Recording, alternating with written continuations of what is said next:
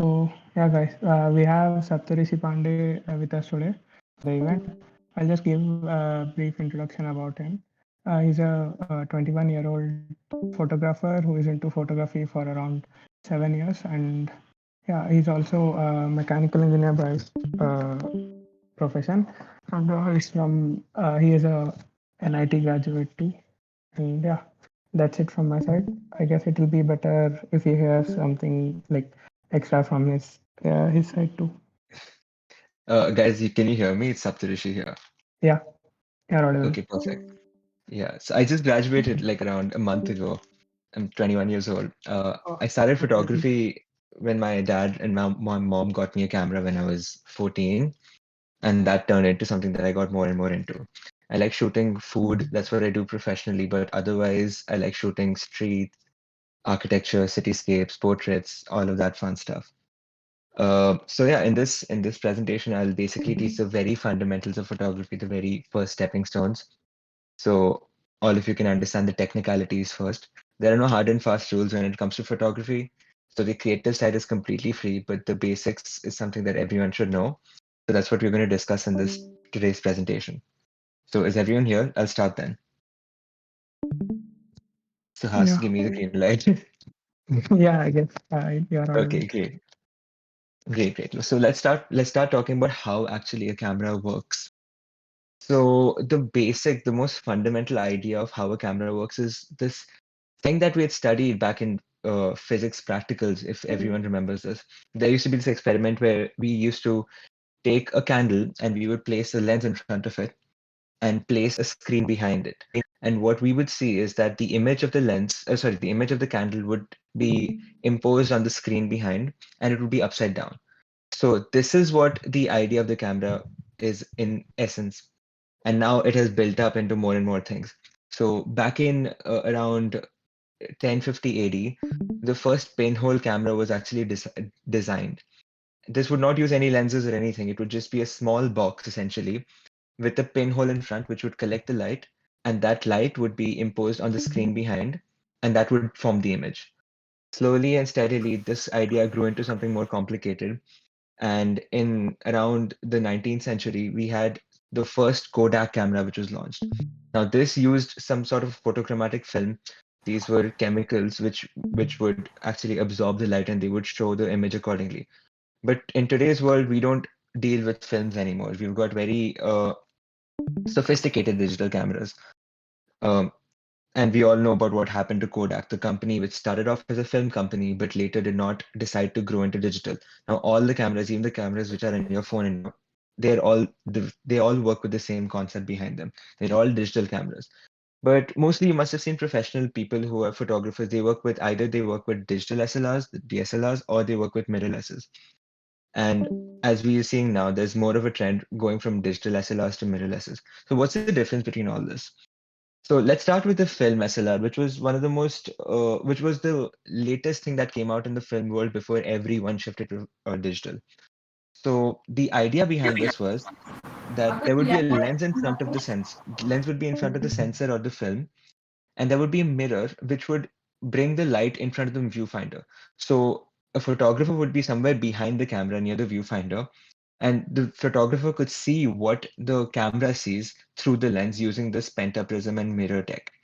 And now the whole mirror is being replaced completely with a sensor, and the pentaprism is just becoming a digital screen, which is what, in essence, mirrorless cameras are. Over here, you can see that's a sensor. So that's how, in essence, what a camera is. And even when it comes to these sensors, there are like various kinds of sensors which are available. Now, when it comes to your phones, so if you guys must have bought one of those starter DSLRs, like say the Canon 1300D or the Nikon 3000 series, D3000 series cameras, those come with a sensor size called the APS-C sensor. Your phone sensors are much smaller than that. They're much smaller than 1/2/3 of an inch. And when it comes to professional cameras, they go from full frame even bigger than that. So there's a big difference when it comes to sensors. I'll talk about that later. But these sensor sizes are which are fundamentally different in your cameras, from your phone to your camera to a DSLR to a complete medium format, like say a Hasselblad camera is a medium format, which is much bigger than the full frame. So those are some jargons I'll get into later, what difference it makes. Now, let's start with how you actually compose or how exactly you shoot a photo so that you get everything right. And the most fundamental concept for that is the exposure triangle. So you've got three elements in the exposure triangle. You've got the ISO, you've got the shutter speed, you've got the aperture. Um, and these are the three things that define how your photo will turn out in the end. So let's take the first case. Let's see what an ISO is. So ISO is the sensor's sensitivity to light. So we've discussed what the sensor is like 2 minutes ago, right? And the sensor's sensitivity is essentially say when you're having an ice cream. If you've seen this ads that Sensodyne gives out for when you're eating an ice cream, it always shows the person in complete pain. That's because the person's teeth are more sensitive to that kind of temperature. The same way, the camera's sensitivity to light can be tweaked. Now, you can have a very low sensitivity to light, which is great when you're outside in the sun, you're taking pictures then. That's when you want a smaller ISO number. So the ISO can be set to 100, which is generally the standard of the lowest ISO number, which you can choose. And a high ISO number is what you need when you're in a low light situation. Say you're out in the night away from the city. If you must have attended the session which took place I think 3, 4 days ago, you discussed astrophotography, right? And in those situations, what you would want is you would want a higher ISO number so you can actually see what's going on in the darkness of the night. But it's important to understand that you don't always want a high ISO number because what happens when your ISO number gets too high is your picture becomes very noisy. Now, what's noise? So let's see two pictures that I took of this side duck here, and they're taken at different ISOs.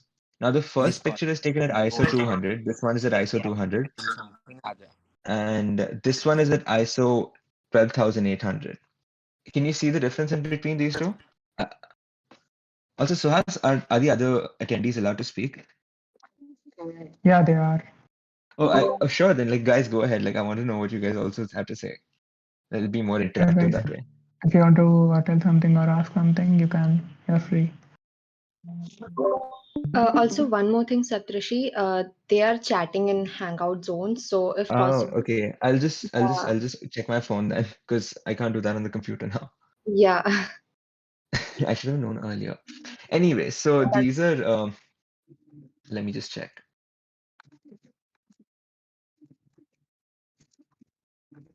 Hangout Zone is which one is this though? Which channel is Uh, Hangout Zone? Wait, I'll Can you send me ping the it. link? Yes, thank you. Till then, I'll just discuss what the difference between these two is. The first picture there of the side arc is shot at say ISO 200, and the second one is shot as ISO 1200, sorry, 12,800. Now there's a very big difference between these two photos, and that is just based on the ISO that was chosen. So if you zoom in, which I hope you can see very clearly in this zoomed in representation, is that at ISO 200 the picture is very clear. There's no artifacts or there's no noise or grain in the photos. But compared to ISO 12,800, there's a lot of tiny dots you can see, and the lower ISO makes for a more crisp looking photo. So essentially, when you're choosing the ISO, what you want to do is you want to choose the lowest ISO which is possible in the given light condition. So this is what the ISO essentially does. It chooses the sensitivity of your camera sensor. Now let's check the next thing, which is the aperture. If you can see the picture behind, this is essentially what the aperture is. It is the opening of the lens. If we saw in this part, the lens is essentially right here, right? The aperture is something that takes place inside here, which defines how much light can enter the camera. Now it is represented in f numbers, and you can have big apertures or small apertures depending on the lens, depending on what you're choosing and everything. But the important thing to notice is a bigger aperture is represented by a smaller number. So f over 1.8 is bigger than f over 22. So f over 1.8 would have more light coming inside the camera than f over 22 would. And the other effect that aperture also has is over the depth of field. So if any is anyone of you like has anyone of you talked to a photographer before? You must have heard of the word called bokeh, like it's spelled Bokeh, which is essentially a blurry background. It's a Japanese word for blurry backgrounds. Now, I've taken 3 photos here to show the difference between the kind of aperture that you're choosing. Wait, Suhas, can you send me the link real quick? I want to check if anyone's saying anything or asking anything. Yeah, I have pinged you in that channel. Oh, okay, wait. Just found it. Yes. So, Is that like, can you see it?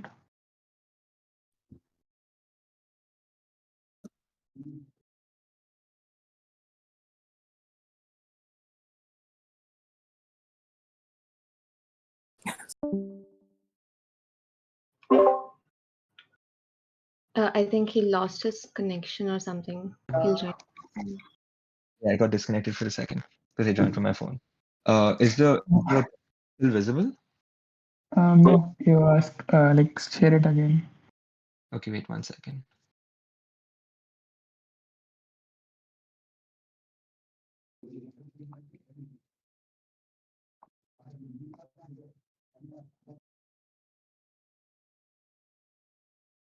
I'm not able to share the screen here for some reason. If I'm in the right one, am I in the right one? I'm in event Yeah. watch. Okay. Yeah, I'm not able to stream into this channel Mm, for some reason. try now. Like try reconnecting Yeah, or something. it's fine now. Yeah, Yeah, cool. yeah. Okay, is it visible again, guys? Yeah. Yes. Yeah. It's visible, right? Okay, great. Yes. So now we were talking about aperture right now. So the aperture is something that also defines the depth of field in a photo. Now, what is depth of field? If you can see these 3 photos here, you can see there's a difference between all 3 of them, right? And this difference is because this is taken on 3 differing apertures. So the first picture is taken at f over 1.8, the next one is taken at f over 5.6, and the third one is taken at f over 22. Now, as you can see in the first photo, what's happening is that only the beetle is in view. While in the third photo, you can see the beetle, you can also see the other car behind it, which is also in focus, as well as the background. And this change is taking place because of the depth of field expanding, which is happening because the aperture is changing. When you decrease the aperture, what also happens is that the background becomes more clear in focus as well as the foreground, and which can be seen in the difference here. So this can be a good or a bad thing, just letting you guys know. Just because the background is really blurry, it can look satisfying in most cases, but sometimes it is not something that you want. So in this case, what you can see is over here, only the hood of the car is visible, whereas over here, the car itself as well as the car behind is visible. Now, I'll show you an example of where a very big aperture can cause a mistake. So I took this photo in 2018, and this was shot at f over 1.8.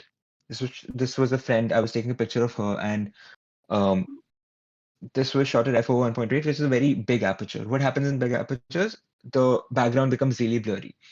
So when you're taking portraits, what you want is you want the eyes to be in focus. And where I messed up here was while the eye on the left here is in focus and it's really crisp, my eye on the right became out of focus because of the depth of field being so shallow. So what happened was that the camera thought that while this eye is the foreground and the subject, this essentially became a background because it was out of focus. And that's not something that you want. So again, a wide open aperture isn't always something that you want. So now let's check the third thing in the exposure triangle, which is the shutter speed. Now, the shutter speed is essentially the speed at which the shutter opens and closes. If you guys must have ever heard the camera sound, the kachik sound which comes is the sound of the shutter. And it is measured in seconds. And it can be less than a second or even more than a minute long. But generally, shutter speed is measured in less than a second, so it's like 1 over something. Like over here, the example shown is 1 over 1/25th of a second. So it is the 1/25th part of a second for which the camera shutter is open. And your camera shutter can go even faster. It can go like 1/8000th of a second nowadays, or even faster than that. So over here, I'll show you what happens when the shutter speed is slowed down to a point at which motion blur starts to happen. If you've taken pictures in the dark sometimes with your friends or some doing anything at all, you might come across very blurry photos, and that essentially is because of motion blur. When your shutter speed is too slow, say 1/800 of a second is very fast, whereas 1/25th of a second is very slow. As you can see, these are bigger numbers, and this is a smaller number, but this is a fraction of a bigger number, and this is a fraction of a smaller number. So a fraction of a smaller number is always bigger than a fraction of a bigger number, right? So 1/25th of a second is a bigger shutter speed or a slower shutter speed than 1/800th of a second, which is faster. And because the shutter speed is really slow here, you're not able to catch the motion of the car. Over here, in the first case, you're able to catch the motion. That's something important when you're taking pictures. Now, we took the case of shutter speed, aperture, as well as ISO. Now, let's see how we can make these three work together when you're taking a photo, because when you're taking a photo, very seldom can you actually choose only one criterion and forget the other two. You have to make the three work together, especially if you're shooting in manual mode. So first of all, what you do is you see what the light is around you. If you're out in the sun, you can choose a very low ISO, but if you're indoors, you might want to choose a higher ISO. Say, for example, it's a sunny day, you're going out with and you're taking pictures of, say, flowers or something. So you set the ISO to 100. But if you're inside, if you're indoors, if you're inside a room or a house, you might want to go for ISO 800 or ISO 1600. Next, you choose the aperture. So we already chose the ISO and we set that as a constant. Now we choose the right aperture based on whatever we're going for. So as I shared in the previous example before, that sometimes you want a smaller aperture, sometimes you want a bigger aperture. Say if you're taking a picture of just a piece of, say if taking a picture of just a friend who's sitting inside a room, then you might be okay with choosing a bigger aperture. But in case you're taking a picture of a group of people, or if you're taking a picture of a landscape or a building, you might want to choose a smaller aperture so you can get everything in focus and nothing like nothing goes out of focus in that case. So the right aperture is the second thing that you choose. The third thing is the shutter speed. So this is also dependent on the case that you're going for. So if you're trying to take a picture without any motion blur of any sort, you might want to shoot at the fastest shutter speed that you can without getting a dark photo. But if you're trying to shoot a slower shutter speed, say you're trying to capture the blurriness, like for example, maybe you want to shoot a blurry photo like this for some reason, then you shoot at a slower shutter speed. And you just juggle around these three things. You try to make it work. And depending on what you're going for, you can choose a combination amongst these three that works out the best for you. There are no hard and fast rules. You just need to choose what you want in the moment. Now, the fourth thing, which comes after the exposure triangle, is the white balance. The white balance of a photo is the fourth technical important part. So you must have seen sometimes you have different sort of lighting in your house, right? Inside your house, you might have those older tungsten lights, which are more yellowish. They have a more orangish glow. Or you might have a tube light, which is generally more white, which is called a fluorescent light. Or you might be going outside where the color of light is completely different. So essentially, the white balance is the the process of actually fixing the color tint which is taking place in the photo. Say sometimes if you're taking a picture inside a room with tungsten light, that picture looks really yellow. It looks like the people you're taking pictures of have jaundice or something like that because the color cast is very bad. So you want to adjust the white balance technically to whatever the right balance would be, where a white would actually look like white. And white balance is measured in the color temperature, which is measured in Kelvin. Now, a lower Kelvin temperature means that the photo is warmer, and a higher temperature means that the photo is cooler, which is completely opposite to what we learn about temperature otherwise, but this is how it is in photography. Now, white balance can also be set in your camera beforehand. You choose the white balance depending on the nature of the light that you're seeing. Say, if you're trying to take a picture in the evening right before sunset, the golden hour essentially, your white balance would have to be set accordingly to actually counter the orange or the yellow glow of the sunlight which is coming. During the afternoon or the morning, your light which is coming from the sun will be completely different. It will have a higher temperature. But towards the evening, it'll have a lower temperature. And if you're taking a moonlit photo, perhaps, you might want to accommodate for that. You might want to compensate for different sort of a color temperature, then you would have to choose a higher one because the light coming is very cool. So that's how you choose a white balance which is appropriate to what you're trying to go for. So now that we have discussed the very basics of it, let's talk about some projects that you guys can take up right now. It's Corona time, so I wouldn't recommend going out, but there are some things that you can try at home. There are some things that you can try with things at your own house, and then you'll get to learn more and more about photography through this technical aspect. By just varying these three, four things, you'll get to take these kind of photos. So the first one is a light trail or a long exposure, which is something that I enjoy a lot, especially when I'm taking cityscapes. Um, so what you need for this is you'll need to set your camera on a stable place. If you have a tripod, that's great. If you've got a table or something like that, that's also nice. Just set it somewhere where it won't move. Now what you do is you choose a very slow shutter speed. Your shutter speed can be from like 1 second all the way to like 30 seconds long, depending on what you want. You choose an aperture and ISO depending on that. And what you do is you set it up in a place where either you can see a lot of movement happening. In the first case over here, what we have is we have a street and where a lot of cars are moving to and fro from this end to the other end. When you choose a very slow shutter speed, what's essentially going to happen is the camera will record the motion of the car starting from one end till wherever, depending on the time that you're choosing. And that will cause a streak of light to take place. In the second photo, the same thing is happening, but with people. Now there's this three people here in this frame, but what you can see is because they're moving and the shutter speed is set to something really low, what's going on is that you can see a blur caused by them. This is the same thing that happened earlier with the photo of the beetle, but now we're using it artistically. So that's what a light trail is. Even in the third case, it's a very simple photo here where we just have one car moving across the frame here, and the shutter speed was around, I think it was 4 seconds or so. So that's how you can record these kind of motions. But of course, if you're choosing a very slow shutter speed, you'll have to accommodate with the ISO. You'll have to also accommodate with the aperture. So shoot at a smaller aperture and also shoot at a lower ISO. So for example, if you're shooting even at night, you might be okay with shooting at say ISO 200 or 400 and aperture of 7 or 22 or something like that, depending on what the case is. Of course, you can experiment and try again and again till you get the right kind of colors I that you pressed the want. wrong button with my. Okay. Now let's talk about the second example of photos that you can try out right now.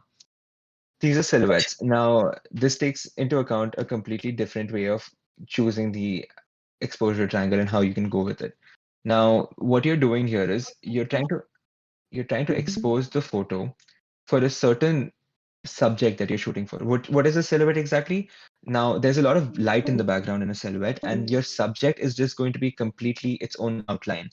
This is a friend that I took a photo of. She's just standing here, and there's this sunlight coming behind her, and she's completely blacked out because of the sunlight. So what we're doing here is we are going to expose the camera, and we're going to choose a setting such that the sky is completely exposed. It's not underexposed or overexposed, but our subject, because of that, is completely darkened. Now, if you keep trying this, you'll totally get it right in the first go itself. But that's how you take a silhouette essentially, and you can do this. I'll give you an example of how you can make a silhouette work. Here's the time you should try that. Yeah, Yashvi, tell me. Yeah, I'm so sorry to cut you off, but just not everyone is able to stream in 1080 pixels. Can you just kind of Oh, close the sure, I stream? can do it at 720. Yeah, that would be better. Yeah, 1 second. I set a very slow frame rate for that reason, but I'll Mhm. just lower it further. Wait. Yeah.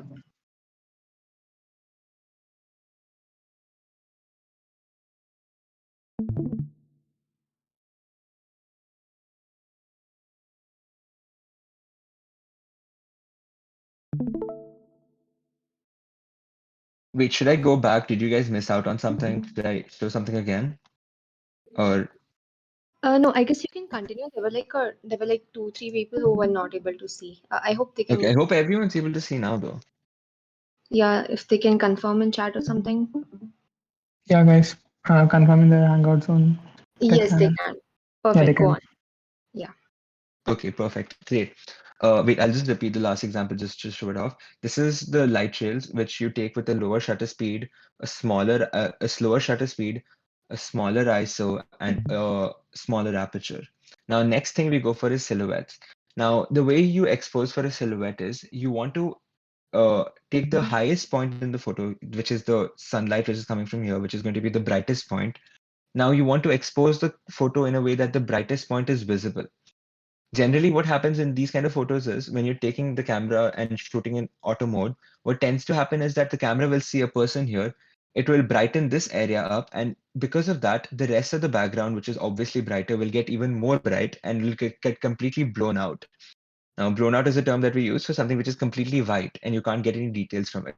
But right here, what you're doing is you're choosing the settings and you're tricking the camera into believing that you're trying to expose the photo for this area, or say this area, which is the sky around the person or the sky around the monument. And you want to shoot this sometime in the evening, right before sunsets happen, say around 4 o'clock, 5 o'clock, or somewhere around golden hour, where the sunlight is coming from the horizon. And now you place the subject in front of this. Make sure that your subject has very distinct shape so the subject can still be understood from the photo. Say, for example, here, this is the Hawa Mahal, and the architecture is itself forming the shape. Over here, this is my friend. So you place the subject right in front of the light source and let the light engulf them from all the sides. And then you take the photo in accordance to the settings that I mentioned earlier, that you shoot for this sky and you expose for this sky. That's how you get a silhouette. You can try this even at home during the evenings. Go to your balcony and try it out with a friend or try it out with a distinct subject. Now, the next type of pictures that you can take are portraits. Now, we discussed silhouettes already, where we had a very small element of portraits involved, but this is a different kind of portrait that I would suggest. You can start this off very simply by just going and asking your friends or your relatives or anyone around you and messing around with your camera settings itself. I would say go for a higher aperture in this so that you can see blurry backgrounds and your subject is very clearly differentiated from the background, and shoot them in whichever time that you want. All these photos that I've shown here, these were taken during the daytime, somewhere around morning to afternoon. But I would tell you to play around with it. Try it out in the evening, try it out in the mornings. But I would not recommend going at it at night because street lights can be difficult. So try it out in the afternoon and mornings and try it out with like relatives or friends. So again, choose a bigger aperture in this case, such that the background becomes more blurry, and then choose your ISO and shutter speed according to that. Now, the fourth example of photo projects I would suggest to try out is something that I've been doing for a while now, which is food photography. I don't know how many of you picked up the habit of cooking during the quarantine, but a lot of us kind of had to because it was something that everyone was starting to get into that time. And the idea here is that you want to make the food look as pretty as possible. Again, shoot at a bigger aperture, but enough so that you can actually see the whole food item here. Say, again, if I'd chosen a very small aperture in this case, in this pizza's case, what would have happened is I could only see certain parts of it in focus, like maybe only the front part would be in focus, or maybe only the half part, the middle part would be in focus. But you want the whole food to come into focus. So choose an aperture according to that. Choose somewhere around, say, 7.1 to 11, or somewhere around that range, so that you get all of the food in focus, but everything else can be blurry. So that's how you can mess around with those three settings of the exposure triangle and get the kind of results that you want. Um, and that's how you get the basics of photography down. There are so many other things that you could read after this. I would suggest go for reading the kind of photos that, like, sorry, the photo formats that exist, what color spaces are. Um, there are several other kind of photography. Like there's so many things that I haven't even mentioned. There's sport photography. There's macro. There is photographing nature, wildlife. A lot of people are into birding. So start off with this. Just start off with the basics down, and then slowly graduate yourself into all of those things. Now that's about it. Do you guys have any doubts? Just ask me now, because and ask on the voice, please, because I'll have to check the chats otherwise.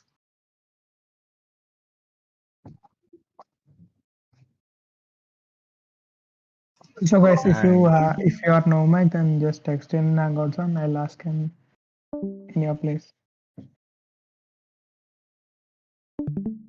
wait, now I'm checking it. Wow, lol. I hadn't seen it earlier. And what had happened was when I opened it on my phone, everything got messy.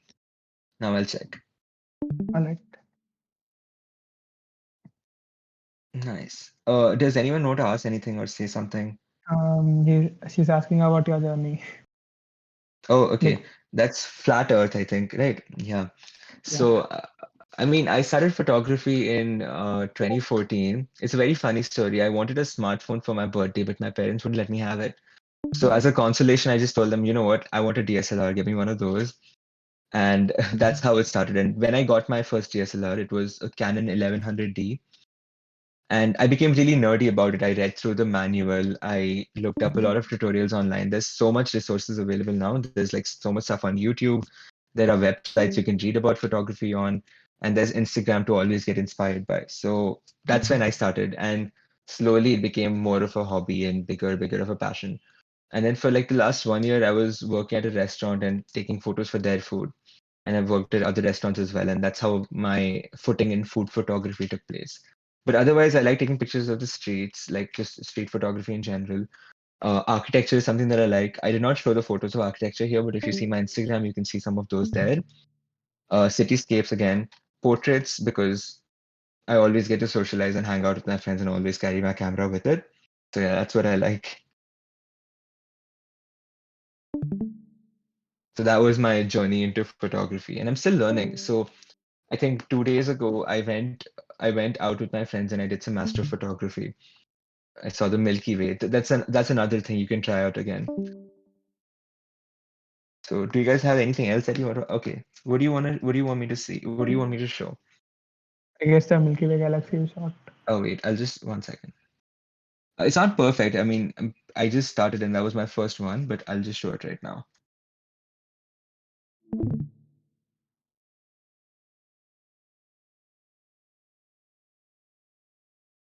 I need to just like open my Lightroom or something.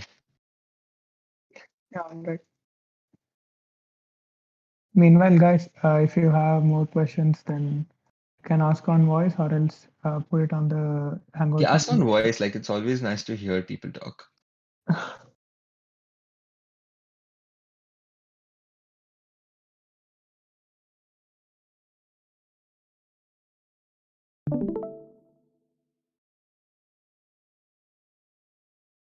Yeah, this is what I took 2 days ago. This is the Milky Way. Do you guys want to know how I took this, like what the settings were and everything? I can tell those as well. Yeah, yeah, go on. So this was taken with a tripod. So again, like I would recommend getting a tripod as soon as possible. That's how you get to try out those star trails or say light trails or city trails that I showed earlier.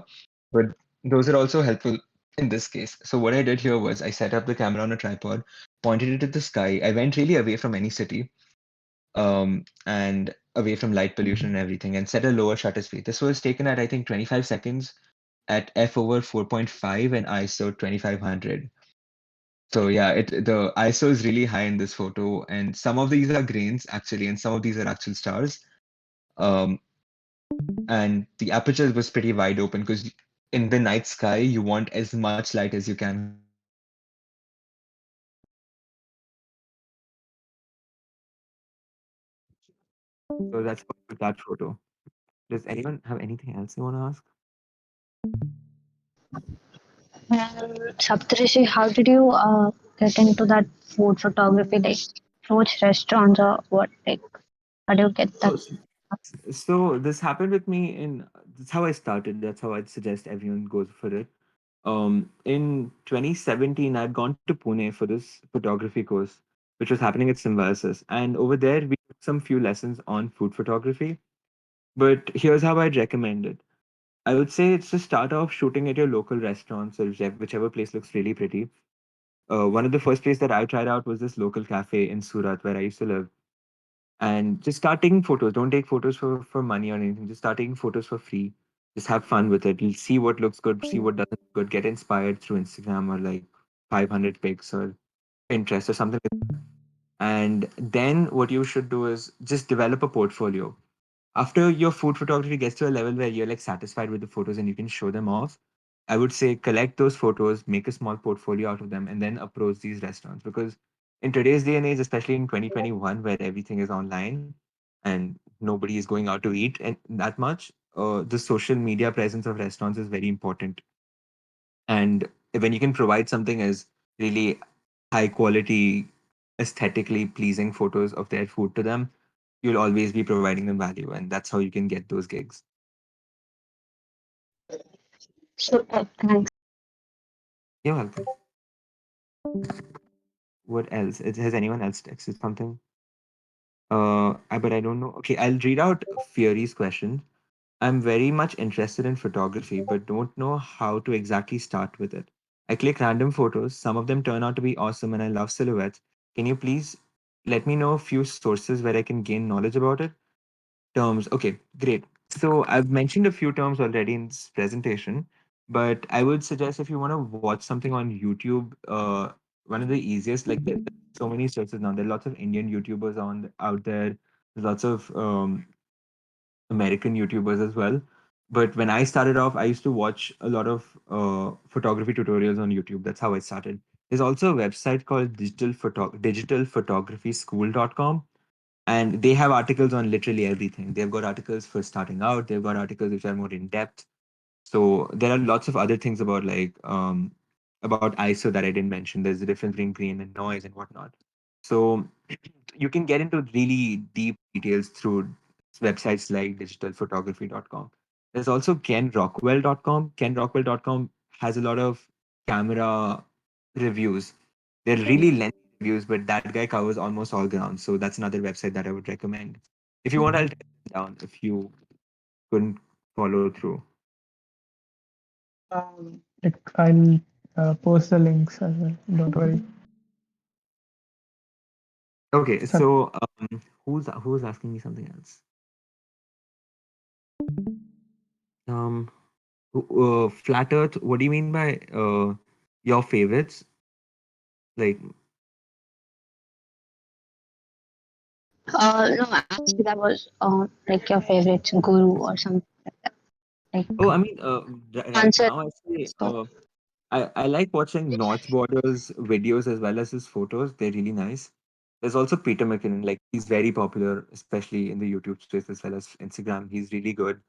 Uh, but there are lots of other photographers who have just their Instagram presence who I also follow religiously.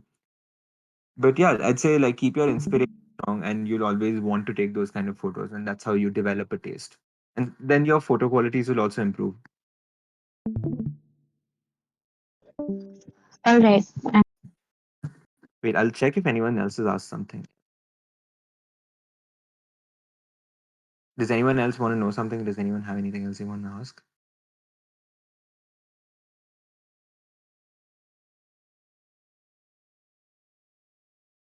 Wait, I'll check the older chats now because I must have missed something.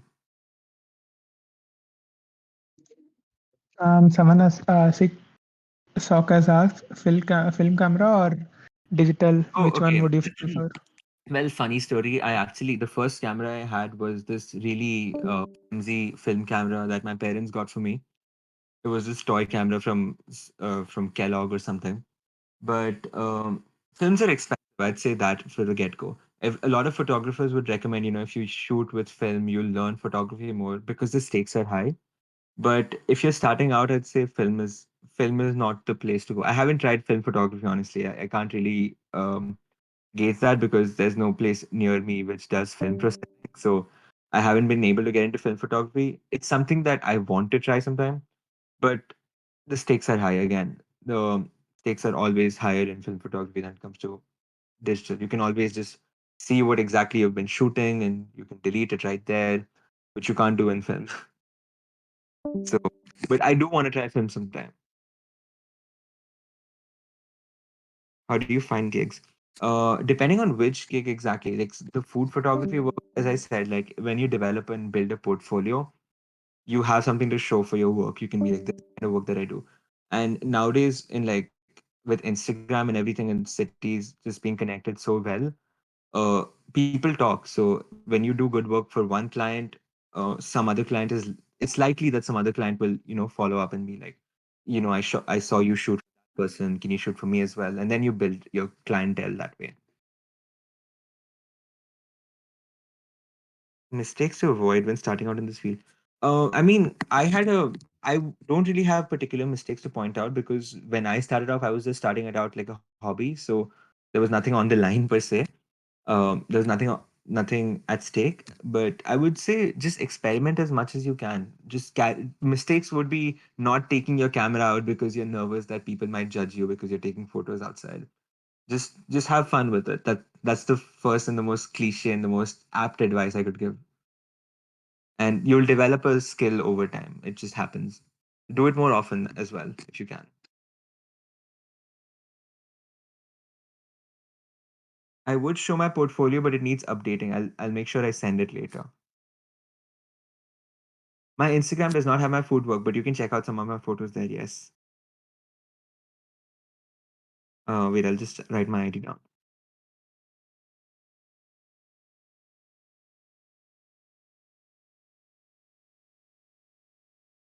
Do you guys want to ask me something else, like anything else at all? I've been trying to get into filmmaking a little bit, but I'm not there yet. I want to get to like Casey Neistat's level of great. Guys, any other questions? You can also text in Hangouts on if you can't open your mic.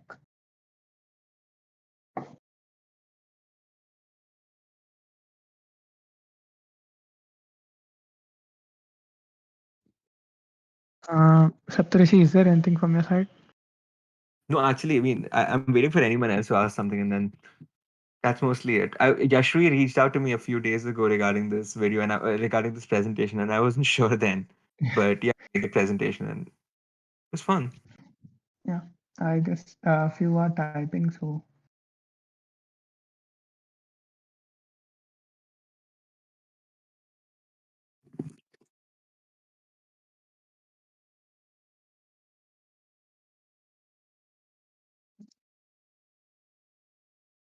yeah, Charan has a question.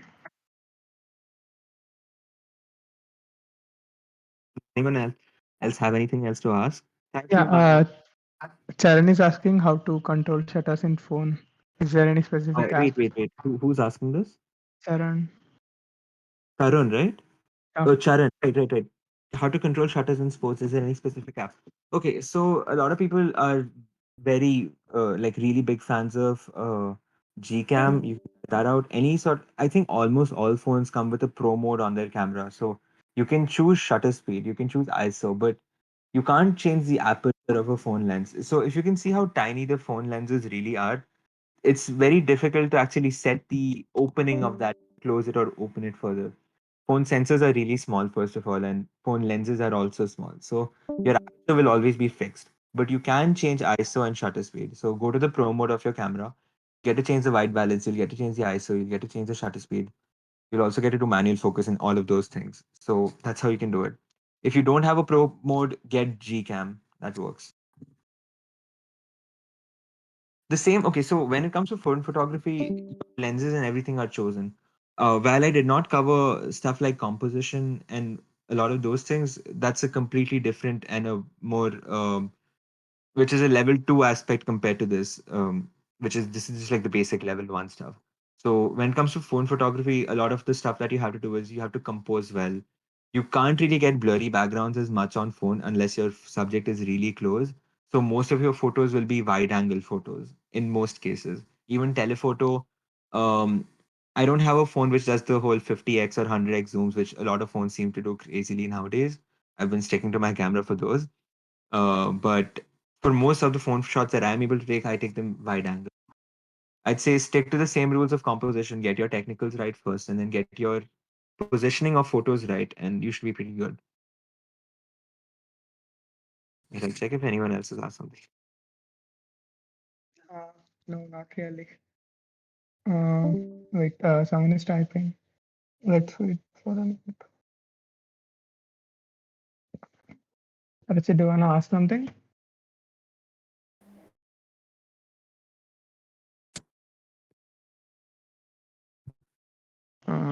He just left. Anyway, Flat Earth is typing, and then Yeah, I'll end that he there. will wind it up. Yep. Your favorite photo of yours so far? Ooh, that's a. I mean, I have a very weird answer for this question because I've noticed one thing is a lot of times when I'm not taking photos for a while, I put a lot of pressure on myself when it comes to taking photos, and then none of my photos turn out right. But when I'm just having fun taking photos, all my favorite photos are really nice. And when it comes to favorites, I don't have any particular favorite per se, like specifically. But what happens is I try to make every photo better than the last in some way, and it ends up just being like all of those are good for me for some or the other reason. So there's no particular favorite.